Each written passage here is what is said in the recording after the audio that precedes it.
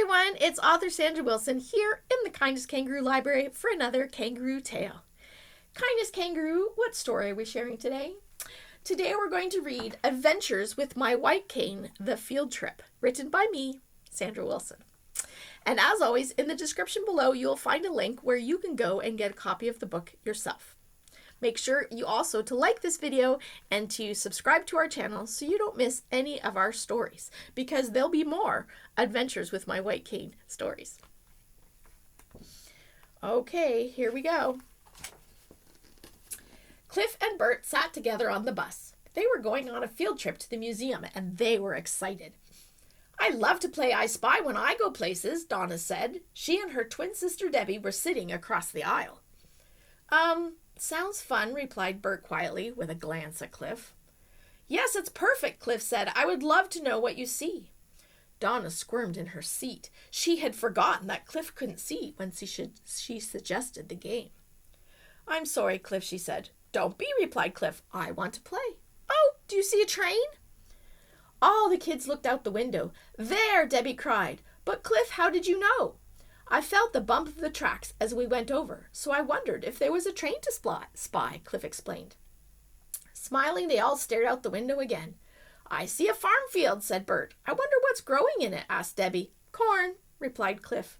"How do you know that?" questioned Debbie. "I can smell the tassels," Cliff explained. "I see some birds over on those trees," Donna said. "Robins," Cliff said. "I can recognize their song." "Wow," Bert explained. "I Spy is a lot of fun with you, Cliff. So many more things to notice than just what we see."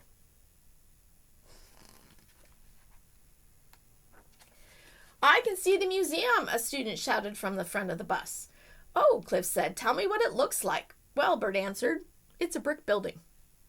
"What color is it? What's the shape of the roof? How tall is it?" Cliff asked. "I never really took the time to look at that," Bert replied. "Okay, class," the teacher interrupted. "When we get out of the bus, I want you to line up with your buddy. And as we go through the museum, stay with your buddy. If you get lost, come back to the bus, and we will meet you here." Bert and Cliff waited for all the kids to move off the bus. Bert knew it was easier for Cliff if there weren't any legs sticking out that he could trip over. Bert let Cliff take his arm, and he guided him off the bus. "2 big steps down," Bert reminded his friend. "No problem," Cliff said. "My white cane can help me there."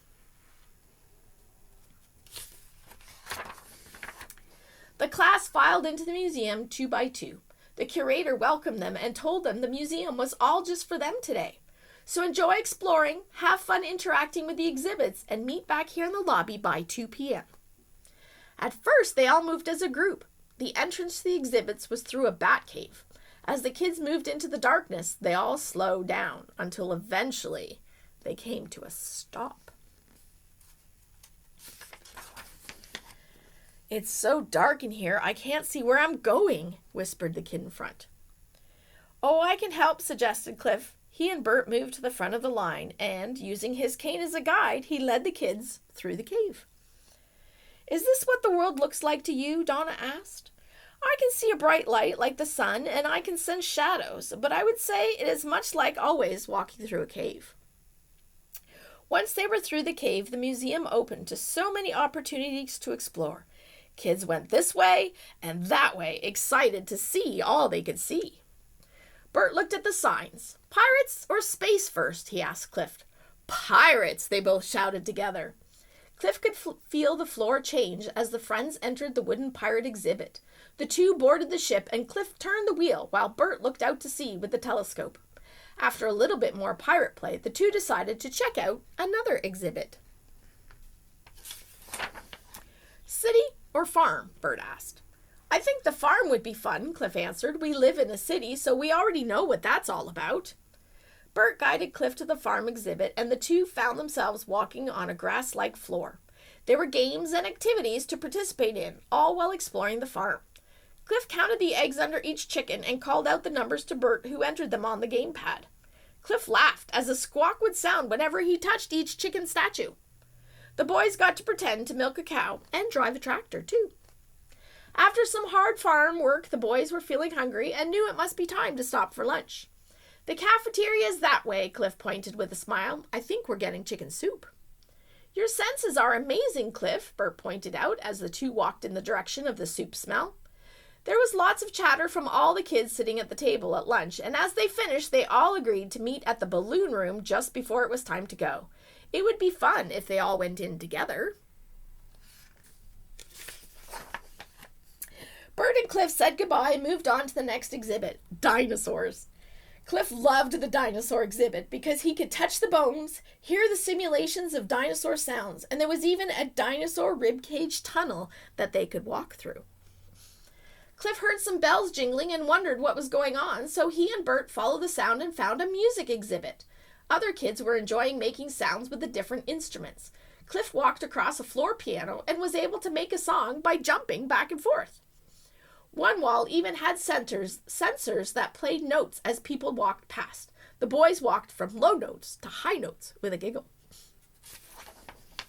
They were having so much fun at the museum, but the day was coming to an end. Burt and Cliff made their way to the balloon room to meet up with their friends. The balloon room was a big open room that was filled with inflated balloons. Wall to wall, floor to ceiling, balloons. The boys entered the room, but right away Cliff was nervous. The room was very echoey, making it difficult to pinpoint specific voices. The balloons kept hitting him in the face, which is quite surprising when you don't see them coming.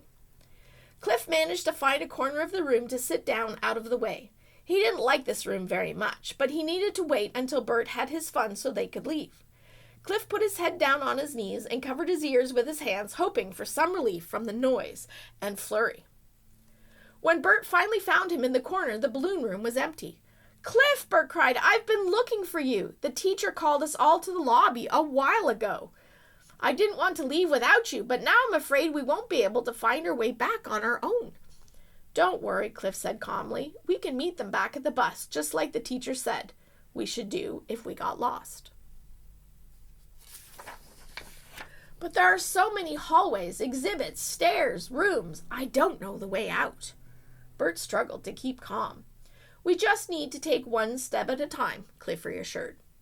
"Let's remember where we were before the balloon room." They stood quietly trying to remember. Cliff heard a faint jingle of a bell. "The music exhibit," he shouted.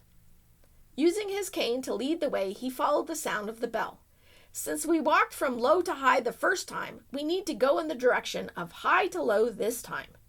Just as the boys reached the end of the music exhibit, Burt shouted, "I remember the dinosaurs! This way," he guided Cliff. Once the boys backtracked through the ribcage tunnel, Cliff said, "The cafeteria is over there. We were there for lunch before the dinosaurs." But once at the cafeteria, Burt couldn't remember where they had been before. He looked down the corridor one way and then the other before giving up. Panic was starting to take over. Walking to each exhibit, Cliff suddenly felt the grassy floor under his feet. "I remember the grass. It's the farm exhibit." The two found the door just past the chicken coop.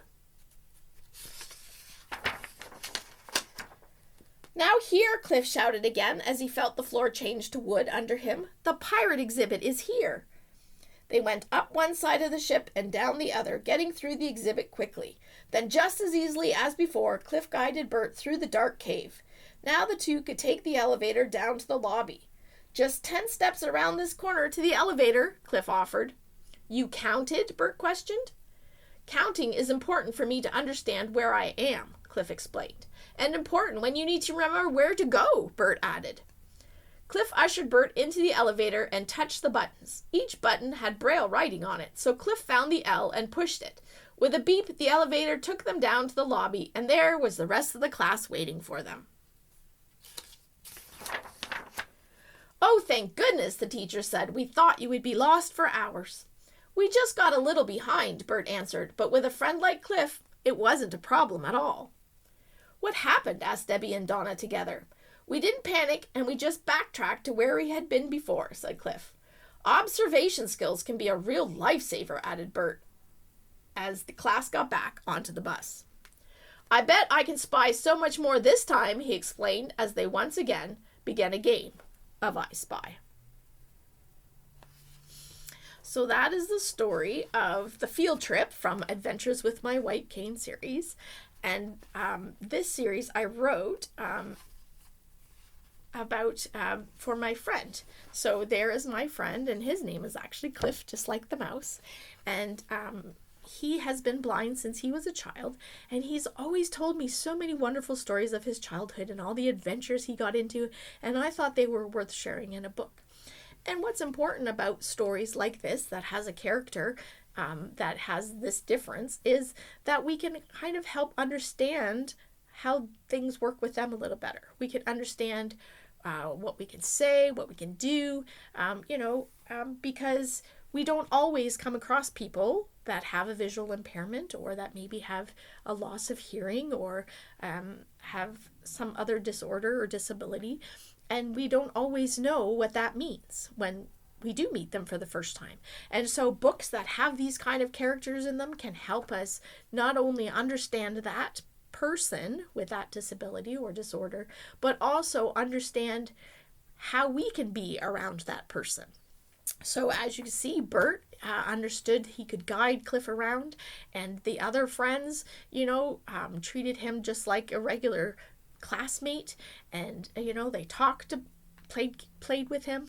There was all sorts of things that they got to do together because they understood how to be friends together. And so books like that expose us to these types of characters that maybe we haven't had a chance to visit before, and to understand the joy of the differences so many people have are wonderful to have. And so by sharing this book, we're sharing those thoughts and also sharing the love of reading.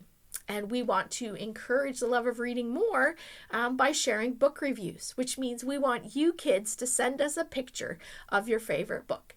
Maybe it's a picture that you enjoyed hearing about from this book. Maybe it's a picture from a book you have at home or one you've borrowed from your library. And all we want you to do is draw a picture of that favorite part of that story. Add the title and author of the book as well as your first name and your age, and send it to us here in the Kindness Kangaroo Library. And in the description below, there's a link to tell you more about our literacy project so that you can be part of it. And we're going to take those book reviews and share them with others so that we can share the love of reading and share books with others, because sometimes people don't always know what kind of book what a book is like, or how well they would like it. And so by sharing how well we've liked it, we can encourage others to get that book as well. So I hope you enjoyed today's Kangaroo Tale, and I hope you join us next time in the Kindness Kangaroo Library for another story.